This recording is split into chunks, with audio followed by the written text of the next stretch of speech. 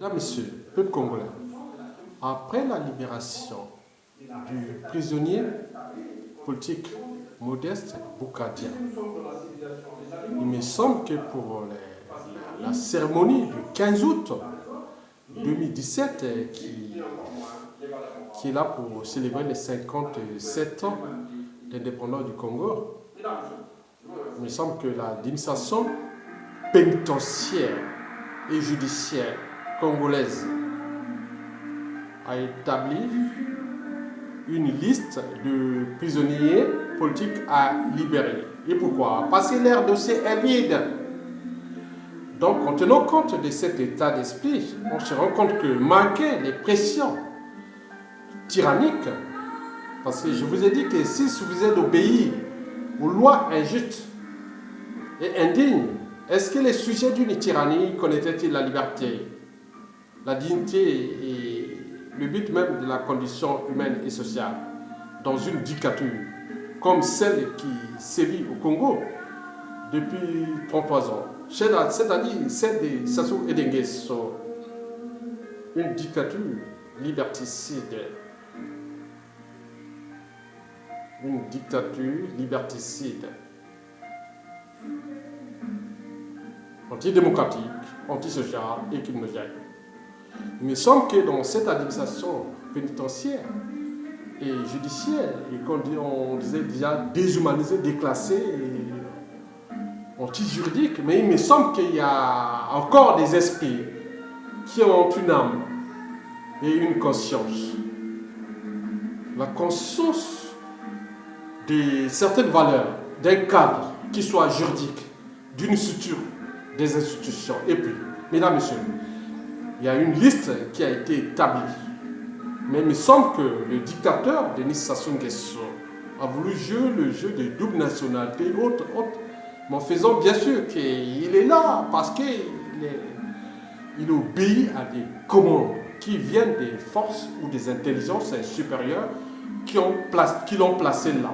Il me semble le jeu d'équilibre a assez duré parce qu'aux yeux du monde et de la civilisation 2.0, ça commence à déranger. Non seulement le Congo-Brazzaville, mais aussi cette France Afrique dont le Sassou Nguesso est l'aboutissement même de cette culture liberticide, antisociale et criminogène à l'échelle de l'Afrique francophone.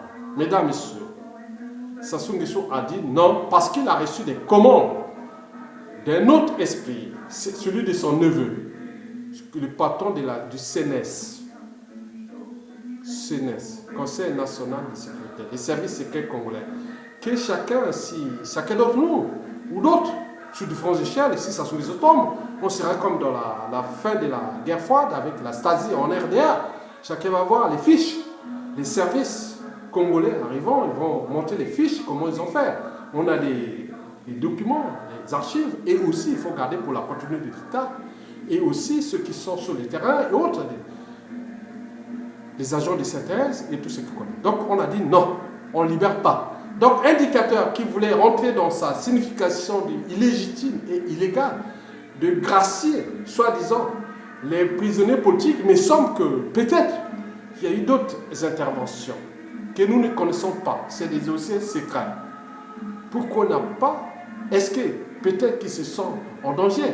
Parce que le 15 août, à son discours, il devait annoncer que je libère point pour faire une sorte de légitimité. Il me semble que peut-être que certains opposants, en fonction des rapports de force, qui sont d'abord endogènes, mais aussi extérieurs, avec toute cette force des médias et des réseaux sociaux, et peut-être que d'autres ont dit non, on ne laisse pas un monsieur qui est illégal et illégitime, qui a un passif, aujourd'hui défini comme le plus gros criminel d'Afrique, noir ou de ces 50 dernières années, le dictateur qui va rentrer. Donc, on ne sait pas ce qui se passe entre eux.